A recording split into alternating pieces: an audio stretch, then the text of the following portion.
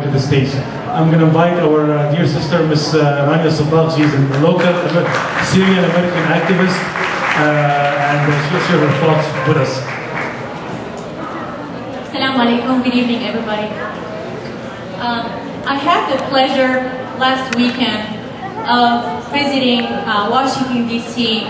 to celebrate the first anniversary of the Syrian Revolution with a lot of Syrian American activists.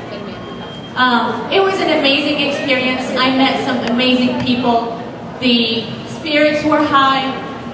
Everybody had a positive attitude. Everybody wanted to help. It was amazing. However, there is one thing that I'd like to mention about this trip that I think is very important because it summarizes what's happening throughout, not just the US, but throughout the Syrian Revolution. What happened is that amidst our sincere attempt to help the Syrian Revolution, sometimes we get so passionate and sometimes we get into heated debates and arguments and we lose focus on what we're trying to do and we start attacking each other. While I was there, I witnessed 5 different instances where people get mad at each other, lose control, and they get angry with each other.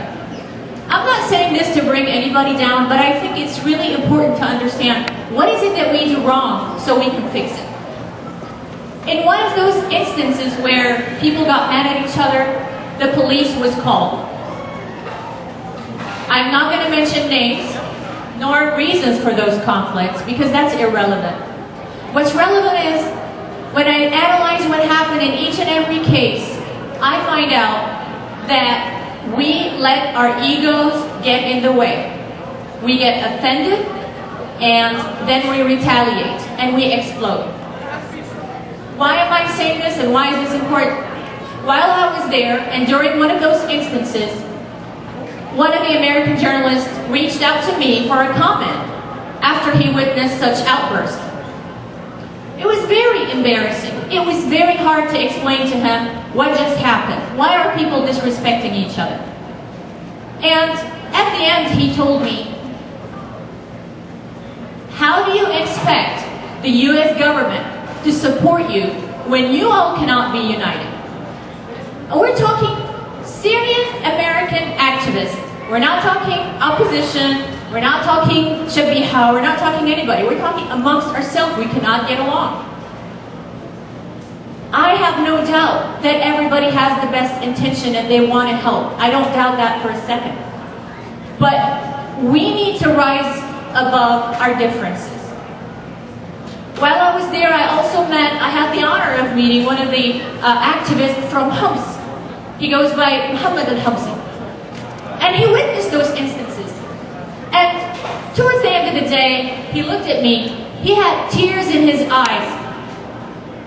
He put his head down in despair, and he said to me, are people arguing and fighting because they want to get credit for supporting the revolution? He could not believe that when people inside Syria are facing slaughter every day, people inside Syria are risking their lives, their children's lives, everything they own to support the revolution. And here we are in America. We meet in nice hotels and nice restaurants and coffee shops. And then there's no risk basically to our safety. And then we get so angry at each other over some petty differences. People in Syria are taking note of those who want to ride the wave of the Syrian revolution for personal gains. And they will not forgive us. It's one thing to have passion for what you do, and it is another to continuously make and create conflict to get credit. This is unacceptable. We've all seen the videos recently of Karm al-Zaytun where women and children were raped, they were slaughtered, and they burned. If that does not make us unite, I don't know what will. What is it that we're waiting for?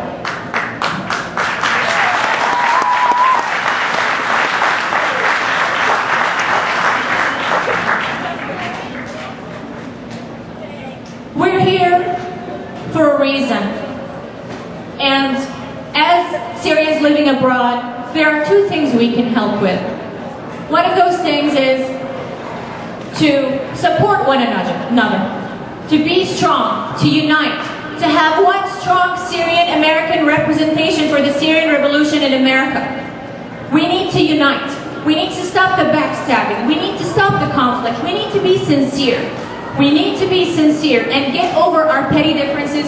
We need to get over our egos, and we need to unite. The second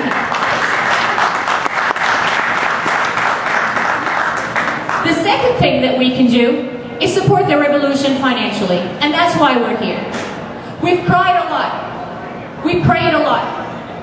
And it broke our heart to see all those videos throughout the past year. But now is the time to act.